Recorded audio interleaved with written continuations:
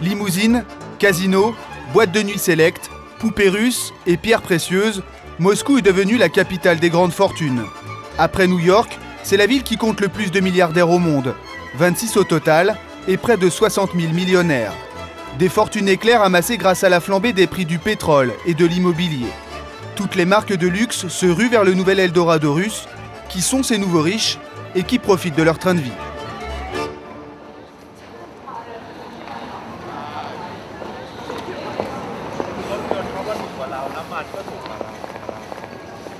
Cathédrale Saint-Basile, sur la place Rouge. Nous sommes juste sous les fenêtres du Kremlin. Face à l'ex-résidence de Staline et aujourd'hui de Vladimir Poutine, le GOUM, le plus prestigieux centre commercial de Russie, également le plus cher. Un décor grandiose de 70 000 mètres carrés où presque toutes les grandes marques ont leur vitrine. 400 enseignes au total, un paradis pour les accros du shopping comme Nadia Streltsova. Elle a 32 ans, c'est une ancienne joueuse de tennis professionnelle. Elle est mariée avec l'un des directeurs du premier groupe pétrolier russe, Lukoil. Sa boutique préférée est une marque italienne de prêt-à-porter haut de gamme. À Moscou, les prix sont 50% plus chers que sur les Champs-Élysées, mais Nadia ne regarde jamais les étiquettes. Vous êtes prête à dépenser combien pour une robe ? Vous savez, lorsque je trouve quelque chose qui me plaît, le prix n'est jamais un problème. Vous dépensez sans limite. Cette marque, c'est sans limite.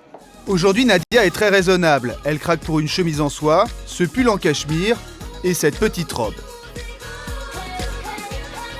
3 articles seulement et une facture presque modeste pour Nadia. Ça fait combien alors ? 1700 €. En un quart d'heure seulement ? Oui, en un quart d'heure seulement. Nadia peut avoir le sourire, c'est une privilégiée. En tout cas, cette clientèle boulimique de produits de grand luxe fait bien les affaires de cet homme, Constantin Andrikopoulos. Le directeur du GOUM a 43 ans, c'est un Français, inconnu dans l'Hexagone. À Moscou, il pose pour la presse People. Cet homme d'affaires est célèbre pour avoir transformé le GOUM en temple du grand luxe. En quittant Paris, j'ai trouvé une ville où, en 95-98, où tout était à faire. Donc c'était encore un visage post-soviétique. Il n'y avait pas de magasin monomarque ici. Il n'y avait pas de magasin de luxe, pas de restaurant, pas de café. La ville n'était pas très accueillante. Il y a une quinzaine d'années, à l'époque soviétique, le GOUM vendait des casseroles, des bottes en caoutchouc ou de la viande quand il y en avait. Aujourd'hui, le luxe a envahi la Russie et les grandes enseignes se battent pour avoir leur nom sur la place Rouge. Entre 2 séances photos, Constantin prend quelques minutes pour rencontrer le représentant d'une grande marque de prêt-à-porter anglaise qui veut s'installer chez lui. Enchanté. Tout d'abord, je dois vous dire que j'ai très peu de temps. Je vous en prie, prenez place. Je suis en pleine séance photo, là. Le directeur du GOUM laisse 10 minutes au représentant anglais pour lui présenter sa marque. Des costumes et des cravates haut de gamme. Je suis très sélectif avec les marques que je présente ici. Et je suis sûr que vous êtes également sélectif avec vos distributeurs. Oui, bien sûr, mais vous savez, nous sommes chez Harrods à Londres. Non, on ne peut pas comparer les galeries Harrods avec le GOUM, parce que nous avons le Kremlin juste en face. La place Rouge, c'est le loyer le plus cher du monde. Pour une boutique de 200 mètres carrés, il faut compter 75 000 € par mois. Mais l'exception russe, c'est qu'en plus pour s'installer ici, les marques doivent accepter d'abandonner une partie de leur marge à la galerie commerciale. Combien êtes-vous prêt à payer pour avoir votre vitrine ici ? Une certaine somme d'argent. Excusez-moi, mais l'argent, c'est mon problème. C'est moi qui en parle. Vous avez des pourcentages sur les bénéfices des sociétés, des magasins, des marques ? Ce sont nos magasins. Ce sont leurs marques ou ce sont vos magasins ? Absolument. Alors comment est-ce que ça se passe concrètement ? J'achète le produit, je le vends. Avec 400 boutiques, Constantin réalise 2 milliards d'euros de chiffre d'affaires par an. C'est une des galeries commerciales les plus rentables du monde. La ruée vers l'or russe ne date pas de quelques années. Rue Kouznevski, à 2 pas de la place Rouge. Cette griffe française est l'une des premières marques occidentales à s'être installée à Moscou. C'était il y a 15 ans. manteau en vison, python, crocodile ou cachemire, les matières sont très rares et les prix astronomiques. La pièce la plus chère dans cette boutique est celle-là, qui est donc un manteau 7/8e en croco doublé d'hermine amovible. Elle vaut combien cette pièce? Cette pièce vaut 90 000 €. À ce prix-là, ceux qui entrent dans l'un des magasins les plus chers de la planète sont au minimum millionnaires. Cet homme avec un bouquet de roses s'appelle Vladimir, un habitué de la boutique et des airs de parfait gentleman. À chacune de ses visites, il offre des fleurs à Elena, sa vendeuse attitrée.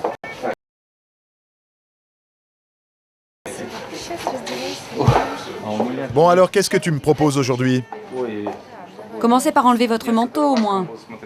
La marque française est un emblème en Russie, celui des riches, des hommes politiques.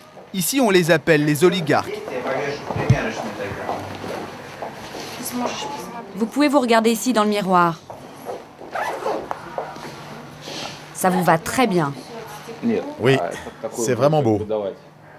Ça ressemble au film français avec Jean-Paul Belmondo. Non, Alain Delon. Vous savez le film Le Gitan? Vous voyez, il a une chemise de la même couleur. Dans cette scène, il est sur une moto. Par contre, sa veste, c'est pas du crocodile. Mais ce genre de blouson à 50 000 €, Vladimir dit en avoir déjà plein ses placards. Aujourd'hui, il se contentera de ce costume cravate, 8 000 € quand même. C'est le prix du prestige et du rang social. Tous les puissants portent des zili. Oui, c'est pour les gens de haut niveau. Et vous, vous êtes un homme politique? Non, non, non. On ne parle pas de ça. Pas de questions indiscrètes. On ne peut pas parler de ça. On ne donne jamais d'informations privées sur nos clients. Je suis un futur écrivain. En réalité, Vladimir dirigera une grande compagnie immobilière. En Russie, on cultive volontiers une certaine discrétion professionnelle, car l'origine de certaines fortunes est souvent mystérieuse. Des richesses, parfois amassées tellement vite qu'en plein milieu des quartiers populaires, de grandes villas poussent comme des champignons derrière des murs de 3 mètres de haut. Nous sommes chez un de ces nouveaux riches moscovites. Ils roulent exclusivement en Porsche, 3 au total. Le garage n'est pas assez grand pour toutes les accueillir. Voilà leur propriétaire, Sergueï Pilinski, un ancien du KGB. Il a fait fortune dans la vente de machines à sous pour les casinos. Il est protégé 24 heures sur 24 par 3 gardes du corps armé. Andriusha, tu as ton flingue? C'est un pistolet Makarov 9 mm. Il l'a toujours sur lui, même quand il dort. C'est dangereux de faire du business en Russie? J'ai un ami qui dit que dans le business, on a souvent les mains sales, mais pas aussi sales que si on fait de la politique. La politique, c'est pire. Chacun choisit son mode de vie, hein. Si vous avez un petit salaire, personne ne viendra vous tirer dessus. Mais quand on est riche, c'est chacun pour soi. La quarantaine passée, Sergueï a enfin la vie dont il rêvait. Il y a 3 ans, il n'avait ni voiture, ni maison, ni garde du corps. Il louait un petit appartement. Aujourd'hui, il ne sait plus comment dépenser son argent. Il y a des dorures à tous les étages. Le style est un peu kitsch, mais la maison vaudrait tout de même 10 millions €. Les tapis sont incrustés de pierres précieuses et de fils d'or. Et il peut se laisser aller à sa grande passion, les armes à feu. Ici, une mitrailleuse de la Première Guerre mondiale. Et là, cette étonnante mitraillette. C'est un Protecta. C'est mon arme préférée, elle est très rare. C'est de l'or? Oui, bien sûr, c'est de l'or. Et vous vous en êtes déjà servi? Bien sûr que je m'en suis servi, à la chasse. J'ai tiré plein de faisans avec ça. La plus grande fierté de Sergueï n'est pourtant pas en or. C'est un article dans la presse écrite. Depuis le mois dernier, sa société est référencée dans le célèbre magazine américain Forbes, qui classe les plus grandes fortunes mondiales. Le mois dernier, on m'a téléphoné pour me féliciter parce que mon entreprise entrait dans le classement de Forbes. J'ai cru qu'on me faisait une blague. Je pensais que c'était impossible. J'ai tout de suite acheté le magazine. Regardez, c'est à la page 118. Je précise qu'il s'agit des entreprises privées indépendantes de l'État. Voilà, compagnie Fairplay, 166e société, parmi les plus grandes compagnies russes. En Russie, on peut surtout devenir millionnaire de plus en plus jeune. Comment tu vas? Je suis contente de te voir. Victoria Lopireva, 1m90, blonde, 23 ans, ex-Miss Russie et surtout bien accompagnée. Nous sommes dans un des restaurants les plus chers de Moscou. Salut les mecs! Autour de la table, ses amis ont tous moins de 25 ans et pourtant ils sont déjà fortunés. Nous sommes à la table de la chance ce soir. Des jolies filles, des mecs importants, avec des belles situations. Ils sont jeunes, beaux, et c'est eux qui payent. Oui, c'est ça. C'est cher ici? Les prix sont sans limite ici. On peut manger pour une note astronomique. Vin français, caviar, on ne se refuse rien. Allez, on y va. Les hommes se partagent l'addition, 1 000 € pour 6 personnes. Parmi les amis de Victoria, il y a Marco, un jeune qui monte. Il a voyagé dans le monde entier et parle couramment l'anglais. Il a fait une école de commerce à Londres et à 21 ans, il dirige sa propre entreprise d'informatique et de télécommunications. À l'entendre, les affaires marchent très fort. Alors, combien est-ce que vous gagnez? Bonne question, ça dépend. Ça change d'année en année en fonction du business. En ce moment, entre 30 et 40 millions d'euros par an.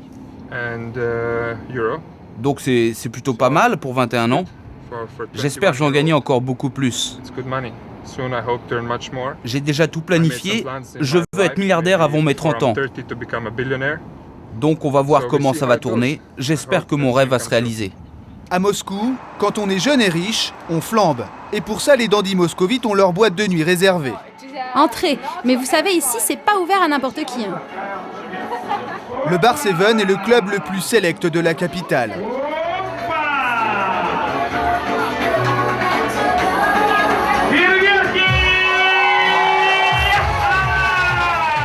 Plus cher qu'à Ibiza ou à New York, 200 € la coupe de champagne, 5 000 € la table. À Moscou, on trinque sans complexe à la Nouvelle-Russie de tous les excès.